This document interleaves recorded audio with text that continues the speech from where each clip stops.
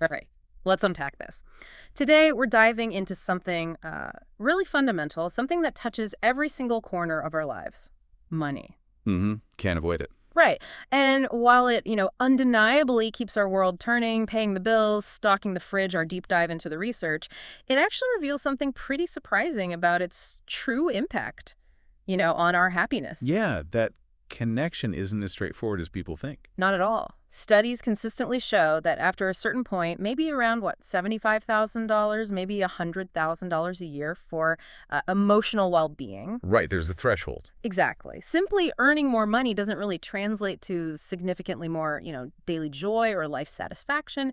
It's kind of diminishing returns, emotionally speaking. Which raises a huge question. It does. If more money doesn't always equal more happiness, then what is money really for? I mean, beyond just piling it up. That's our mission today, exploring money's deeper purpose. And what's fascinating here, and you see this across, well, loads of psychological and economic studies, is how we often fall into this trap. It's called hedonic adaptation. Ah, the hedonic treadmill idea. Precisely. We chase the next thing, the bigger salary, the new car, maybe a larger house, thinking that's the thing that will fill some kind of internal void, right? Or bring lasting contentment. We have all felt that pull, I think. Absolutely. Yet, as our sources really highlight, we adapt incredibly quickly. That initial happiness boost, it just fades.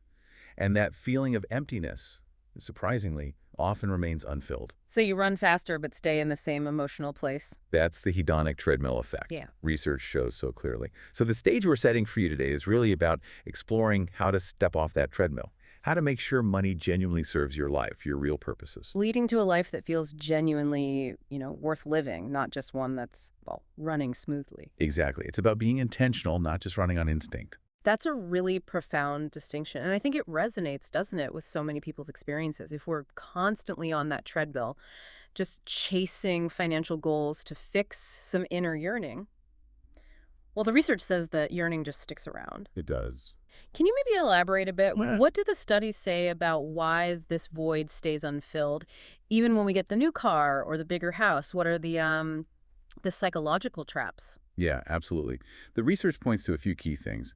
One is a fundamental misattribution. We basically assume external achievements will solve internal problems. It's a mismatch. Right, like papering over cracks. Sort of. And when the focus is only on accumulation, we often end up neglecting other really crucial bits of well-being. Strong relationships, personal growth, feeling like you're contributing something. Things money can't directly buy. Exactly. And our sources also really flag the role of social comparison, especially today, right? Yeah. We're constantly bombarded with images of other people's perceived success. Instagram lives, yeah. And that can fuel this relentless desire for just more. Always more. It stops us appreciating what we actually have. Keeps you chasing a target that always moves. Precisely. And often leaves you feeling inadequate, even if you've actually achieved quite a lot financially. It's an insidious cycle, isn't it? And I imagine this feeling, this sort of disconnection, it gets even stronger when it bleeds into our daily work. Oh, definitely. Our sources talk about life feeling pretty empty if there's no resonance with what you do every day, especially if work is, just for a paycheck. This isn't just some vague unhappiness, is it?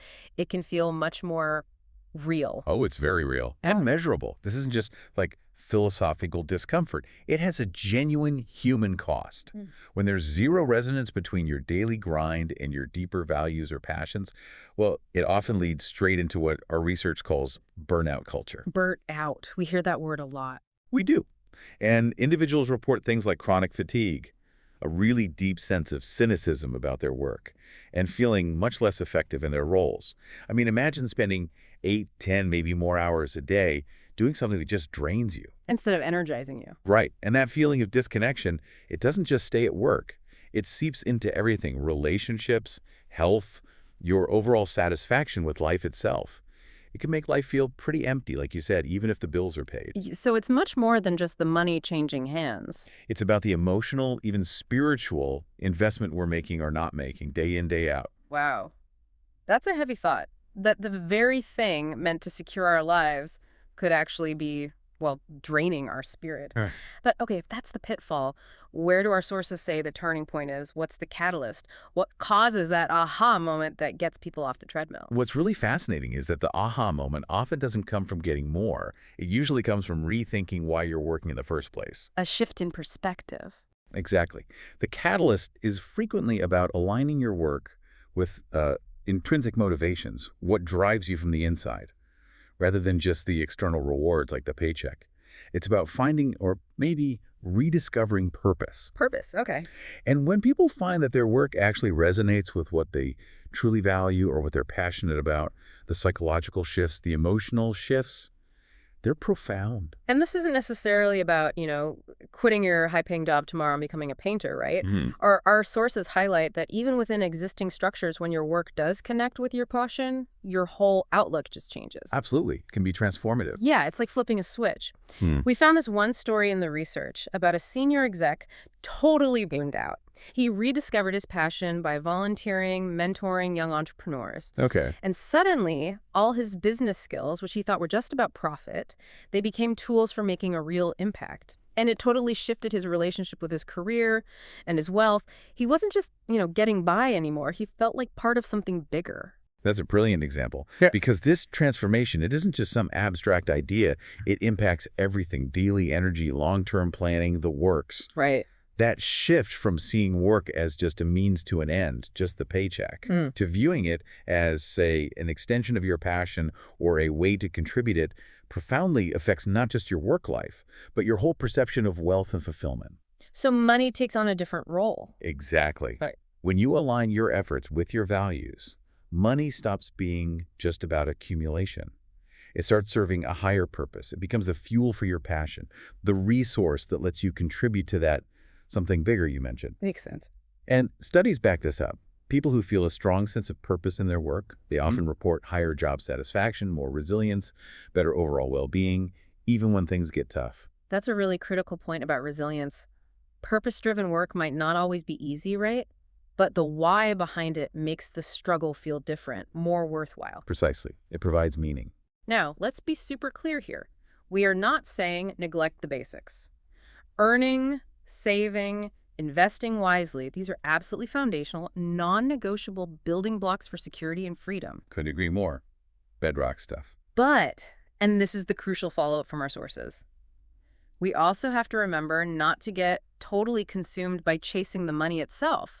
There's a real danger that the metrics, net worth, portfolio size, become the only focus. And they overshadow the actual life those numbers are supposed to support. Exactly. And if we connect this to the bigger picture, it's really about avoiding those unconscious money scripts that psychologists talk about, the automatic ways we think and behave around money without even realizing it. So how do we counteract that? Well, our research offers a really powerful, simple reframe. Look at money as a tool. Just that. Think about it. A tool. It's incredibly liberating because a tool's value isn't in the tool itself, right? It's in what it helps you do, what it enables you to build or achieve. Right, a hammer isn't the point. Building the house is. Precisely. And when we genuinely see money that way, its potential just opens up. It can support your dreams, maybe launching that side business or funding travel. It can help others through giving or impact investing. And it could build an exciting life by giving you freedom, experiences, time. So it shifts from being the master to being the servant. Exactly. It serves us and our deepest goals. Rather than us serving it, we can use it proactively for the life we actually want. And a huge part of being able to use money as that tool instead of, being used by it is understanding how it works at a level deeper than just balancing a checkbook.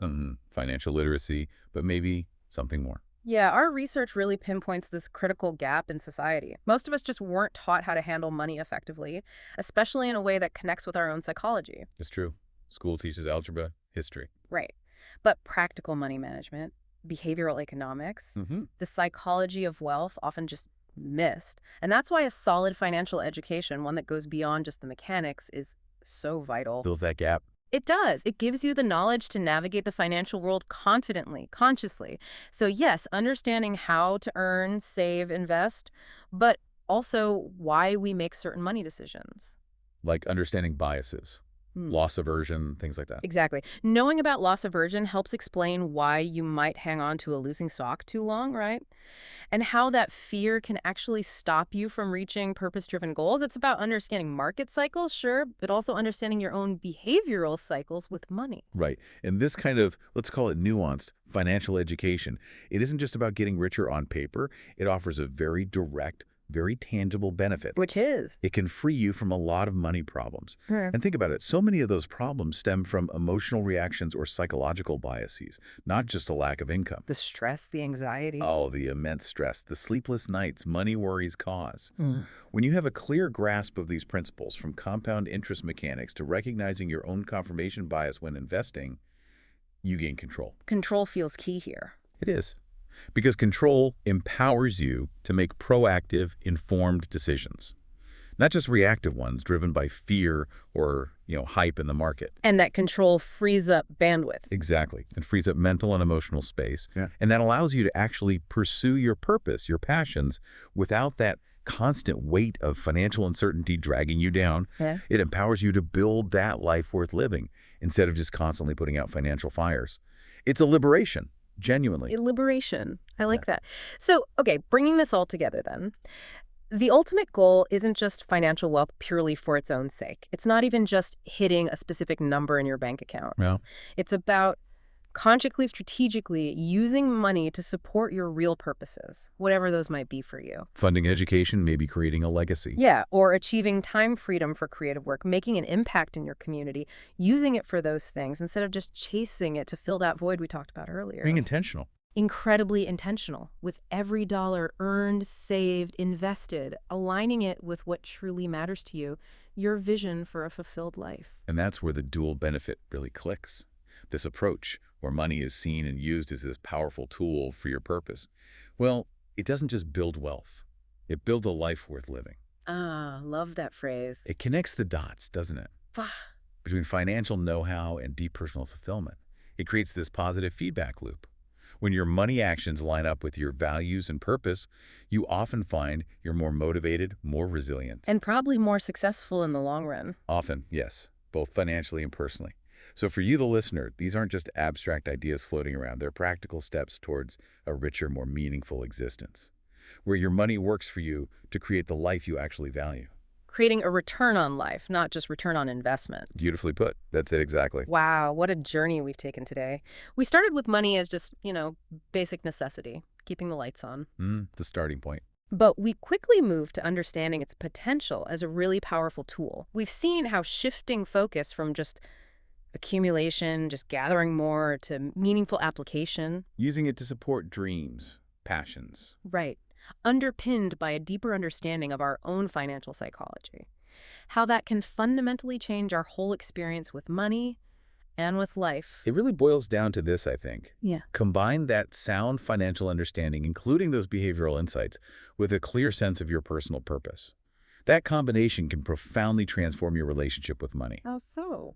Well, it empowers you. It frees you from so many common money traps, the stress, that hedonic treadmill, and it enables you to proactively, consciously build a life you genuinely value, one that really resonates with who you are and what you want to contribute. So as you go about your day, maybe take a moment. We invite you to genuinely consider this. For your life, what real purposes could money truly serve?